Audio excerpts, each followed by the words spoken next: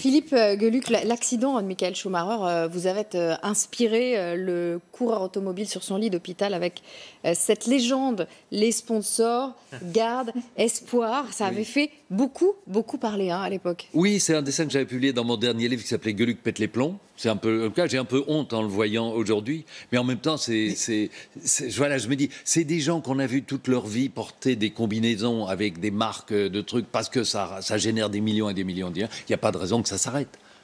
Mais justement, alors vous aviez eu, dans une interview à 24 heures, un journal suisse, vous aviez eu l'air de presque reculer en disant « je ne suis pas toujours fier de moi », comme si vous assumiez pas complètement des ça. Vous avez dit après « je dénonce un sentiment d'indécence généralisée, nos sociétés hyper gâtées prolongent la vie d'êtres humains là où on pourrait faire vivre une population miséreuse des semaines, et pourtant c'est formidable ». On a presque l'impression que vous n'assumez pas le fait de faire rire avec ça. Vous savez pourquoi? Parce que dans ce livre, j'avais sorti des dessins ignobles, mais sur plein de sujets, mais en général, je m'applique à traiter du sujet en général et de ne pas viser une personne au risque de peiner sa famille. Et le journaliste me dit très justement, c'est ce que je lui dis comme théorie, il me dit, et pourtant il y a le dessin sur Schumacher. Là j'ai dit oui, vous avez raison. Bon, c'est là que je me suis dit, je ne suis pas forcément fier. Qu'est-ce qui est plus tabou, de se moquer d'une personne malade ou de se moquer de la religion?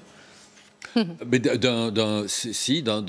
pape qui est malade, ça c'est avec Jean-Paul II, on s'en est pas privé vers la fin. Il était un peu dans l'état de Schumacher aujourd'hui, mais il a conduit moins vite dans sa vie. Vous le referiez ce dessin? Oui, parce que j'ai honte, mais la honte, on s'en accommode. C'est ça. Allez.